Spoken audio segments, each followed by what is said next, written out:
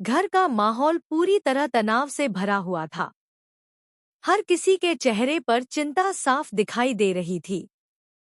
ऐसा लग रहा था जैसे कोई बहुत बड़ा संकट पूरे परिवार पर मंडरा रहा हो। कोई समझ नहीं पा रहा था कि आखिर इस मुश्किल परिस्थिति से बाहर निकलने का रास्ता क्या है। तभी घर के एक सदस्य ने घबराई हुई आवाज में कहा, हमें पुलिस को जल्द बुलाना होगा। अब बात हमारे हाथ से बाहर निकलती जा रही है। अगर हमने समय रहते कोई कदम नहीं उठाया तो बहुत देर हो जाएगी। यह सुनते ही कमरे में मौजूद सभी लोग एक दूसरे का चेहरा देखने लगे। कुछ लोगों को लगा कि पुलिस को बुलाना ही सही फैसला होगा, लेकिन कुछ लोग इस बात से बिल्कुल सहमत नहीं थे। उन्हें डर था कि अगर मामला पुलिस तक पहुंच गया तो कई ऐसे राज सामने आ सकते हैं जिन्हें वे हर हाल में छिपाकर रखना चाहते थे। उसी दौरान एक महिला गुस्से से बोली, एक मुसीबत तो पहले ही हमारे सिर पर खड़ी है। अब इस औरत को भी यहाँ से दूर करना होगा। जब तक यह घर में रहेगी, समस्याएं खत्म नहीं होंगी। उसकी बात सुनकर सभी हैरान रह गए। कुछ लोग उसकी सोच का समर्थन कर रहे थे, जबकि कुछ को उसकी बात बहुत गलत लगी।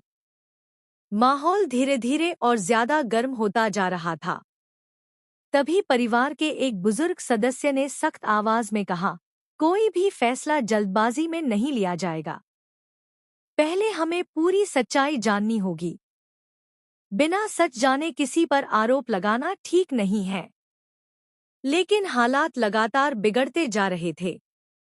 हर कोई अपनी अपनी बात साबित करने में लगा हुआ था। किसी को परिवार की इज्जत की चिंता थी, तो किसी को अपने छिपे हुए रहस्यों की। अचानक किसी ने कहा, अगर पुलिस को बुलाया गया तो सिर्फ घर की बदनामी नहीं होगी, बल्कि राध्या भी बड़ी मुसीबत में फंस सकती है। हमें बहुत सोच समझकर कदम उठाना होगा। राध्या का नाम सुनते ही कमरे में सन्नाटा छा गया। सभी जानते थे कि पिछले कुछ समय से वह लगातार मुश्किलों का सामना कर रही थी।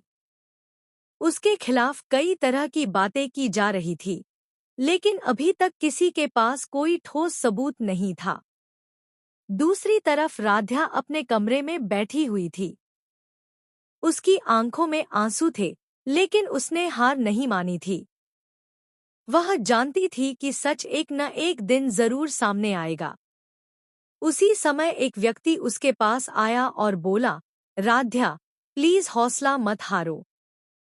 मैं तुम्हें अकेला नहीं छोड़ूंगा। बहुत